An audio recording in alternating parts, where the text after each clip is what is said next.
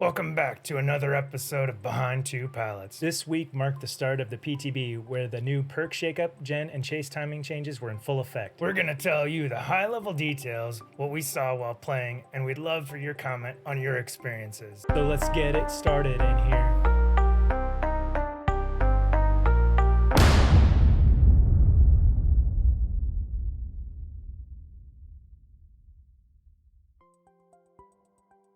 First up, there is a code available until June 15th that will unlock a maple leaf charm usable on Killer or Survivor. Enter OCanada to get the charm. Bill, I love your shirt and flowers. Can you tell the viewers the occasion? Yeah, it's hot outside and you're stingy on the AC, so rather than wear my usual outfit, I'm in Hawaii mode all summer. Stop by Twitch to check out Hawaiian Bill in action, and you can catch some highlights in a link in the description, and stop by any Saturday all summer long.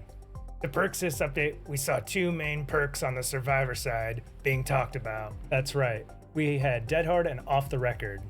Dead Hard being one of the perks that was nerfed, and Off the Record being one that was buffed. Let's take a look at the new Dead Hard first. The new Dead Hard now grants the endurance status effect for 1 second. You are locked in an animation for that 1 second, so you cannot vault. While you can still dead hard for distance, the distance you can cover is drastically reduced to only 4 meters, and the killer will be with you every step of the way. So while Dead Hard can still save your bacon sometimes, it will not nearly be as effective as it was before. And not only that, you can no longer Dead Hard to avoid trapper traps and doctor shocks, whips, or shots, and a feel-good for killers like Huntress and Slinger and Pyramid Head, and the list goes on. Off the Record was the highlight of the PTB. When you were unhooked, you received an 80-second endurance effect. The effect is canceled if you do any conspicuous action, like interact with pretty much anything.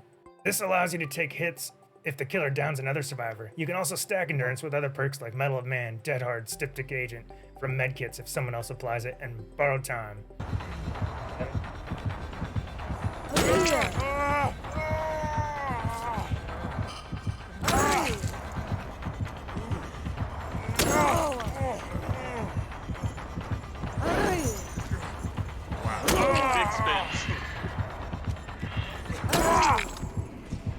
A lot of killers complain about this, but the fact of the matter is, there are 4 other survivors on the map, and the only ones that really matter are the ones doing the gens. If no one is doing gens, someone with Off the Record trying to use it offensively is not helping the team. Killers will need to employ a different strategy since trying to proxy hooks gameplay is likely to be punished by Off the Record users. But if the killer hooks and off and goes to a generator, they have nothing to worry about. In fact, it will likely be quicker to down the survivor that unhooked or a survivor that is healthy doing a gen somewhere else than to try to tunnel the person that was unhooked if they have several endurance perks and decisive strike. Let's talk about the killer perks. Killer perks saw several changes. We saw Overcharge and Call O'Brien getting some healthy usage. Very oppressive if there was only one person at the gen and you can chase them away. Yeah, we had several games with generators just being erased in like 30 seconds.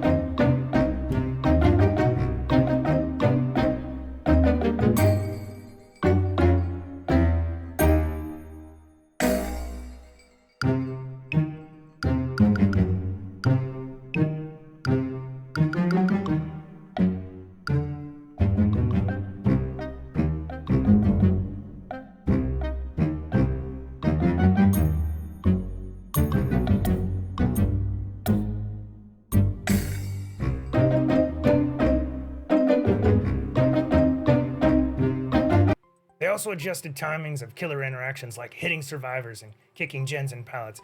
Everything is a bit faster now. All these minor adjustments seem like nothing, but I think these adjustments with the added gen times is going to make survivor life very difficult. Solo queue Survivor just got even more difficult. There are builds on Killer that can make a solo gen take over 2 full minutes. It really would have been nice for them to implement some quality of life improvements first for solo queue. Things like VHS has that allows you to see what other people are doing. Yeah, lack of communication in solo queue games can be a really big problem. Think of Pinhead's box. Either all people go for it or no one does, it seems like, and both situations create a huge problem. In conclusion, there's no doubt the changes are going to bring about some big gameplay changes on both sides. Killer in theory should feel less pressure to go after the same people or protect a hooked person, and chases, on average, should be much shorter as well. Survivors, on the other hand, will have little time but to do anything other than sit on generators if they are not being chased, if they want to make it to the end game against a killer with multiple slowdowns. It doesn't look like a bright future for Survivor after this patch, but it is a big improvement for Killer that was needed. I'm not sure if forcing survivors to hold M1 on gens even more was the right answer though. Good luck out there if you're brave enough to play solo queue after this patch. I'm your host, Bill Overbeck. And I'm Rupture, who can't dead hard for distance anymore. We'll see you next time. Don't forget to like, comment, and subscribe. Shut up, it's Whiskey 30.